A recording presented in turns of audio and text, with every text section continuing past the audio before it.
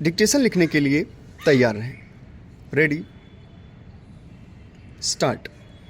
कार्मिक लोक शिकायत विधि एवं न्याय से संबंधित संसदीय स्थायी समिति ने हाल ही में लोकसभा को अवगत कराया कि विधि मंत्रालय ने देश भर में सर्वोच्च न्यायालय की क्षेत्रीय पीठ स्थापित करने के उसके प्रस्ताव का समर्थन किया है।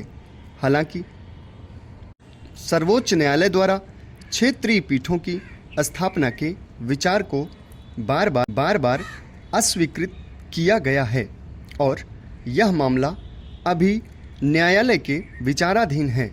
भारतीय संविधान के अनुच्छेद 130 में कहा गया है कि सर्वोच्च न्यायालय दिल्ली में अथवा ऐसे अन्य स्थान या स्थानों में अधिविष्ट होगा जिन्हें भारत का मुख्य न्यायाधीश राष्ट्रपति के अनुमोदन से समय समय पर नियत करे।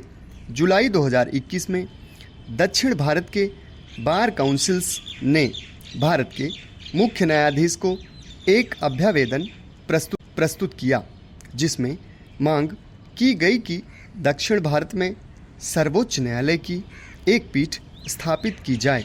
अभी तक भारत के किसी भी मुख्य न्यायाधीश ने सर्वोच्च न्यायालय को दिल्ली से बाहर अधिविष्ट करना उचित नहीं समझा है। भारत के पूर्व मुख्य न्यायाधीशों ने क्षेत्रीय पीठों की अवधारणा में बहुत कम रुचि दिखाई, जहां उन्हें यह चिंता प्रकट की कि इससे सर्वोच्च न्यायालय की प्रतिष्ठा कम हो सकती है।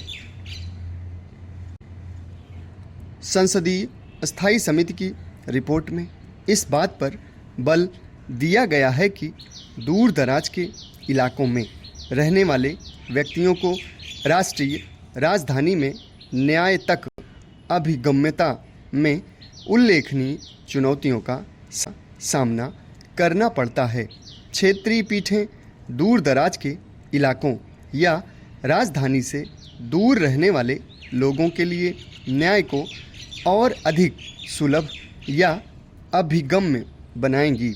इससे व्यक्तियों के लिए विशेष रूप से वित्तीय या लॉजिस्टिकल चुनौतियों का सामना करने वाले लोगों के लिए विधिक मामले हेतु दिल्ली जाने की आवश्यकता कम हो जाएगी। इससे नई दिल्ली में अवस्थित प्राथमिक पीठ द्वारा विशेष रूप से संवैधानिक मुद्दों को संबोधित करने के साथ अन्य अपीलीय मामलों के विचलन के बिना जटिल संवैधानिक मामलों के न्याय निर्णयन के लिए एक समर्पित मंच का निर्माण हो सकेगा। क्षेत्रीय पीठें अपीलीय मामलों के प्रबंधन में विशेषज्ञता रख सकती हैं, जिससे न्यायाधीशों को अपने संबद्ध क्षेत्रों से संबंधित कानून के विशिष्ट क्षेत्रों में विशेषज्ञता विकसित करने की अनुमति मिल सकती है। इससे विशेषज्ञता से अधिक सूचना संपन्न निर्णय लिए जा सकते हैं। क्षेत्रीय पीठें उन स्थानीय मुद्दों और चिंताओं को संबोधित करने के लिए बेहतर स्थिति में होगी जिन पर राष्ट्रीय स्तर पर पर्याप्त ध्यान नहीं दिया जा सकता है। क्षेत्रीय संदर्भों से परिचित न्यायाधीश अधिक प्रासंगिक एवं प्रभावी निर्णय दे सकते हैं। रूस से भारी मात्रा में ऊर्जा संसाधनों का आयात भारत की आर्थिक व्यवहार्यता एवं ऊर्जा सुरक्षा की नीति के ही अनुरूप है। भारत ने अनुकूल कीमतों के आधार पर ही रूस से बड़े पैमाने पर तेल खरीदा। आर्थिक हितों की पूर्ति के साथ ही इससे कूटनीतिक हित भी पूरे हुए, क्योंकि इस कदम से पारंपरिक आपूर्तिकर्ताओं पर हमारी निर्भरता घटी। इस पर पश्चिमी देशों की टेढ़ी नज़र रही, लेकिन उनकी परवाह न करते हुए भारत ने अपने हितों को प्राथमिकता दी।